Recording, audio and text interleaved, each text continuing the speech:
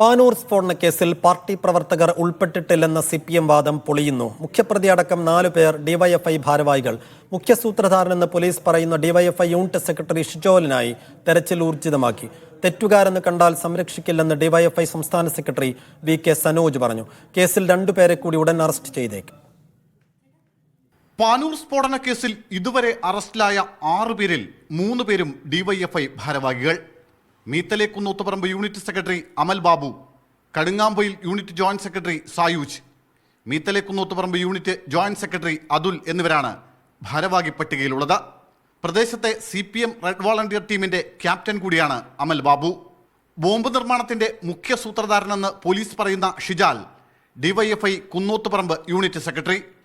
ഇയാളുടെ നിർദ്ദേശപ്രകാരമാണ് ബോംബ് നിർമ്മിച്ചതെന്നാണ് അറസ്റ്റിലായവർ പോലീസിന് നൽകിയ മൊഴി. ഷിജാലിനെ കണ്ടെത്താനുള്ള ഊർജിത ശ്രമത്തിലാണ് പോലീസ്. നിസ്സാര പരിക്കുകളോടെ ആശുപത്രിയിൽ ചികിത്സയിലുള്ള അശ്വന്ത് CITU കല്ലിക്കണ്ടി യൂണിറ്റ് ഭാരവാഹിയാണ്. പ്രതികളുടെ പാർട്ടി ബന്ധം സ്ഥിരീകരിക്കുന്നതാണ് പ്രതിപ്പട്ടിക. അറസ്റ്റിലായവരിൽ ഡിവൈഎഫ്ഐ ഭാരവാഹികൾ ഉണ്ടെന്ന് സംസ്ഥാന സെക്രട്ടറി VK സനോജും സ്ഥിരീകരിക്കുന്നു. തെറ്റുകാരെന്ന് കണ്ടാൽ സംഘടന സംരക്ഷിക്കില്ലെന്നും VK സനോജ്.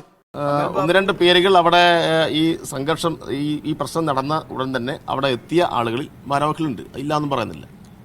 ഡിവൈഎഫ്ഐ ഇത്തരം കാര്യങ്ങളെ ഒരു കാരണവശാലും അംഗീകരിക്കുന്ന സംഘടനയല്ല. ഉത്തരവാദിത്തപ്പെട്ട ഡിവൈഎഫ്ഐയുടെ ആ പ്രദേശത്തെ ആർക്കെങ്കിലും ബന്ധമുണ്ടെങ്കിൽ ശക്തമായ നിലപാട് സ്വീകരിക്കാൻ ഞങ്ങൾക്കൊരു മടിയുമില്ല. ആകെ 12 പേരാണ് പോലീസിന്റെ പ്രതിപ്പട്ടികയിലുള്ളത്. ഇവർക്ക് ബോംബ് നിർമ്മാണത്തിൽ നേരിട്ട് പങ്കുണ്ടെന്നും അന്വേഷണ സംഘം കണ്ടെത്തിയിട്ടുണ്ട്. സ്ഫോടനത്തിൽ നിസ്സാര പരിക്കേറ്റ് ആശുപത്രിയിൽ ചികിത്സയിലുള്ള വിനോദ്, അശ്വന്ത് എന്നിവരുടെ മൊഴി പോലീസ് രേഖപ്പെടുത്തി. അറസ്റ്റ് ഉടനുണ്ടാകും. ഇനി ലഭിക്കേണ്ടത് ആർക്ക് വേണ്ടി ബോംബുണ്ടാക്കിയെന്ന ചോദ്യത്തിനുള്ള ഉത്തരമാണ്. അത് കണ്ടെത്താനുള്ള ശ്രമത്തിലാണ് പോലീസ്. മീഡിയ 1 കണ്ണൂർ.